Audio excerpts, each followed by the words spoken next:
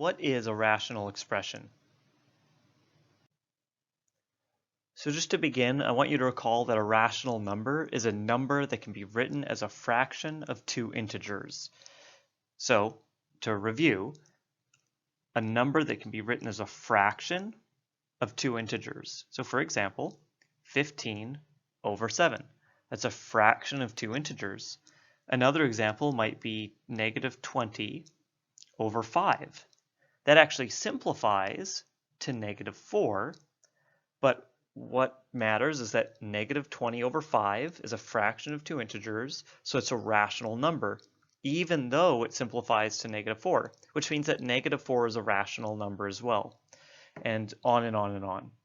So a rational expression is an expression that can be written as a fraction of two polynomials. Now, that could actually include something that's just a rational number, like negative 24 over 56, because negative 24 and 56 are both polynomials. They're only constants, but they're still polynomials. 5x over 12y is another example of a rational expression. It obeys the rule. The numerator and the denominator are both polynomials. Similarly, we could have 4x plus 1 over x squared minus 9. Again, both polynomials. So now we have to remember the rules for rational expressions, basically that you have to have a polynomial in both top and bottom, and you have to also remember the rules of a polynomial. So one last example here would be 4x squared plus 3x minus 1 all over 2x minus 8. Again, just another classic example of a rational expression. And actually, I do want to highlight as well that another one that would be counted is something like 4x plus 2. Even if there's no fraction, this is a polynomial because it's over, without anything on the bottom, it's over a denominator of 1. So even if you have a regular polynomial expression, that's also a rational expression. So now that we've seen some examples of what rational expressions look like, let's just take a moment to look at non-rational expressions. So just to emphasize what the rule of a rational expression is, it's basically a fraction with a polynomial on top and a polynomial on bottom.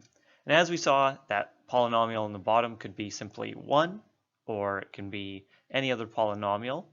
But what breaks a rational expression is if you have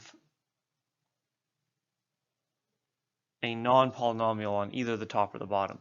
So looking at this example, on the bottom, x squared plus 2, that is a polynomial. On the top, we do not have a polynomial. And why is that? It's because polynomials don't include roots of variables.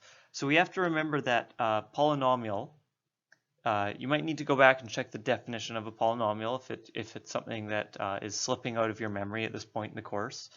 But polynomials have to have whole number powers for every variable.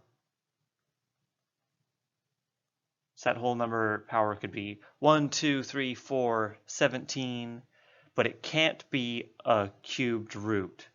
A cubed root is not a whole number power. So that's one example. Another example would be if we had a fractional power. So x to the power of 5/3 plus x to the power of 2/3 over x to the power of 3/4. Because these powers are not whole numbers, this is not a rational expression.